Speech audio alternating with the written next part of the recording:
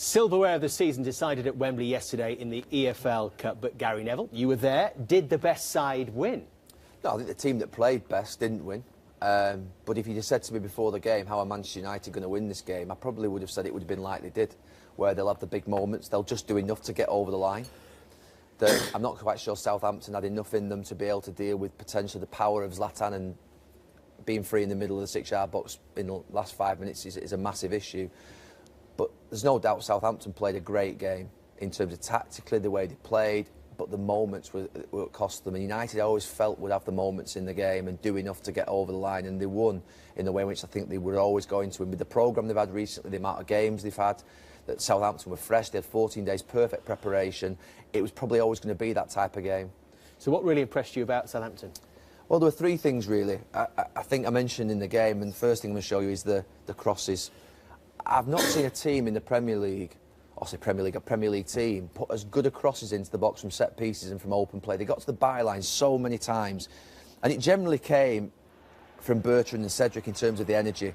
This is Tadic crossing it there, but the interesting thing was that every time they crossed it from the left, the opposite full-back was up with play, and it caused nightmares for Martial and Mata in the first half, in particular for Rojo and Valencia. They were so energetic, those two full-backs, and they set the tempo for the whole game, and they were always backing up play, they were always a threat, and United found it hard to live with them from the point of view of the crosses, the positions they got into, the runs they made. This is the sequence you see, he picks up the ball on the far side, it gets played down the channel. This is an unbelievable run from Bertrand, the speed to go around Bailly, who's quick, plays it across the box. Yeah, this is the disallowed goal. Cedric, again, backing up play from the opposite side, both in such aggressive positions. Rojo makes a bit of a mess of it. I'm thinking here, penalty if he goes down. And Bertrand's nearly in, Gabbiadini goal. We know the story behind it. It's an onside goal. And Southampton were unlucky. But the first problem for United was in wide areas. It caused them a huge problem and forced one of the substitutions at half-time from Jose Mourinho. They had big problems dealing with Cedric and with Bertrand in wide areas. And he played a fantastic game in terms of setting that up, Claude Puel. What about in the middle of the pitch? Well, the other problem United had was in behind Pogba and Carragher. Tadic, Ward-Prowse, Redmond getting into positions where they're what I call the box, which is that area between your centre-backs, your midfield and your centre-backs. It was wrong. It was too big. They didn't have the right sort of, if you like, pivot between them both. There was always space for Southampton to get into. Romeu played a good game. Davies played well. And they always seemed to be getting in between spaces. And they had a problem with that, United. Carragher was trying to cover the spaces. Pogba was a little bit ill-disciplined. And it caused them a big problem in the game, Manchester United. And again, it forced Jose Mourinho to change at half-time. Just see there, again, too detached, these two centre-backs. Too big a gap between the centre-backs and the central midfield players.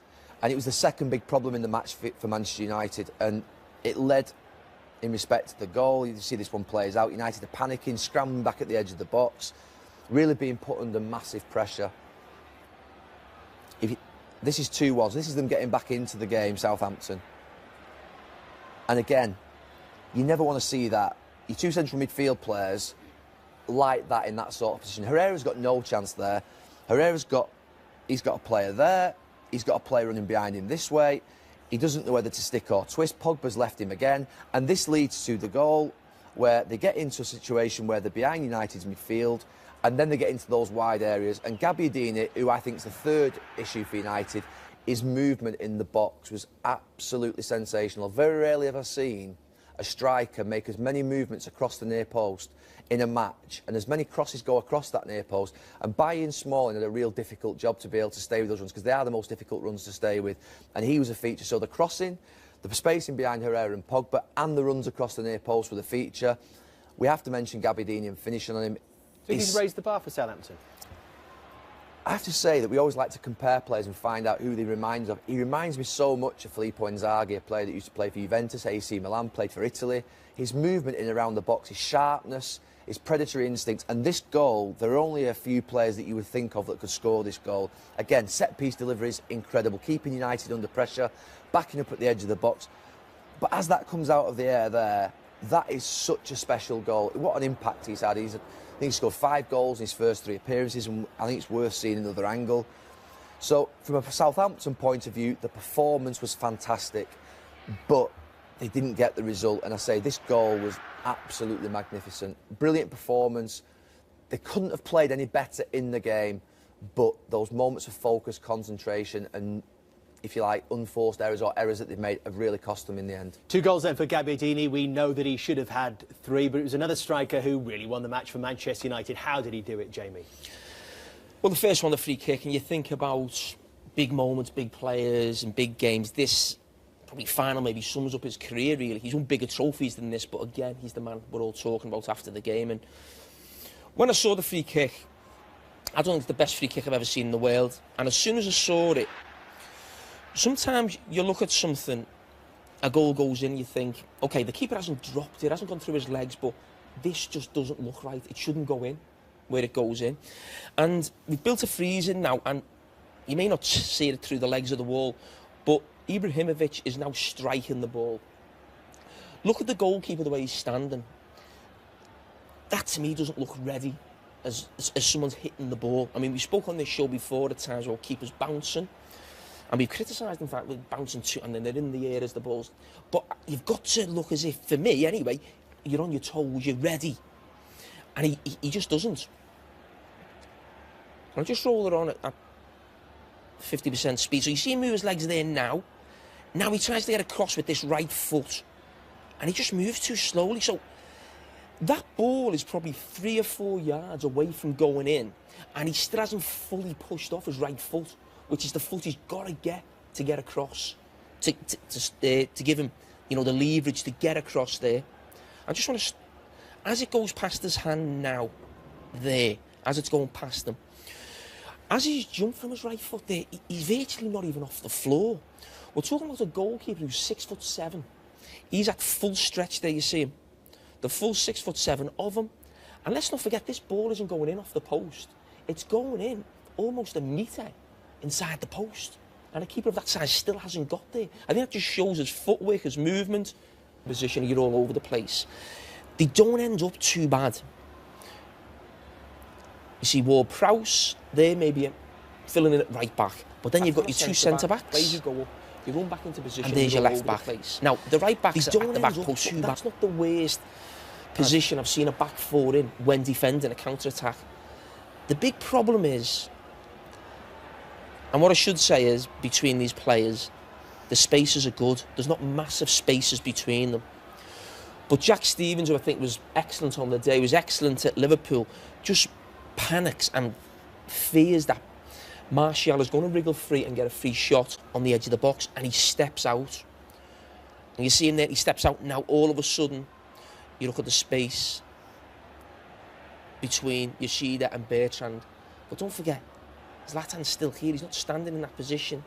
Now, you could argue, could Bertrand should have stayed with him? Maybe he doesn't realise Jack Stevens has stepped so far out. But it's a fantastic delivery. But you just see that space now. As soon as someone steps out of a back 4, you've either got to narrow in or you get back quick. And if he doesn't, they don't do either. And the Zlatan Cup final, that's what it'll be known as on this day. Rightly so, we got all applauded after it. And for a man who cost nothing, he's now proven his weight in gold, really, with his performances for Manchester United. He is a serial winner, isn't he? Wherever he goes, he wins trophies. Backed up by this. 21 in all, 13 of these league titles, the first of what United hope will be many. And he said himself yesterday, there's another 3 to play for in this very season. Look at his contribution since signing for Manchester United. More appearances, more game time than any other player, more goals, 26 in all competitions and 77 chances created as well. Did you expect, Jamie, that kind of contribution from him? At 35, let's not forget. No. I think it's unbelievable what we're watching. I think Zlatan Ibrahimovic, throughout his career, I played against him in Champions League football, and I think there was always a feeling in England that maybe he was a flat-track bully, or he'd done it in leagues that the Italian league, he won the league every year for 5 or 6 years.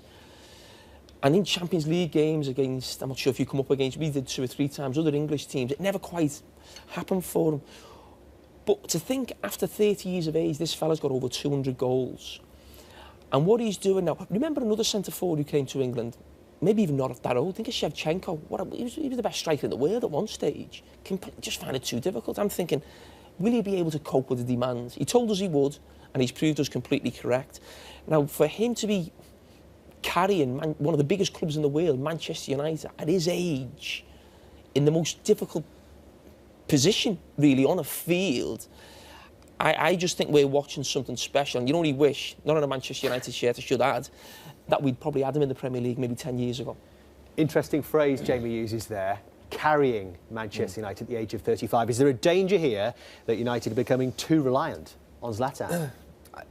You see his games there. I think he has to play every game at the moment, because I think that, look, obviously players contribute, but I've seen it over the years at United. United need players that have huge personality and character. You think of, say, Brian Robson or Roy Keane or Cristiano Ronaldo, or even Wayne Rooney, you know, from 3 or 4 years ago when he was playing every single week. And you do look at Pogba, who's, I don't think, is playing particularly well. He didn't play well yesterday, who has got a big personality.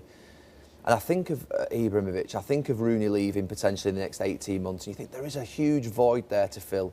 Ibrahimovic is definitely carrying them at the moment. I reckon that when you stand in the other players will look at him in the tunnel, the players in his own team, and they'll just feel confident, more confident by him being there.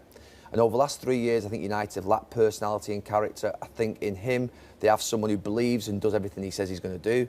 And I think that is a huge job that Jose Mourinho will be thinking about already, about how does he think. He probably wants another year out of him as a minimum, but he needs to win a league at Manchester United. How is he going to even think to win a league? You know, can Zlatan play every single week? He needs to look at how he can replace that personality and character at some point in the next 18 months, because he's unbelievable what he's doing at that club at the moment. Manchester United EFL Cup winners yesterday. Liverpool tonight have the chance.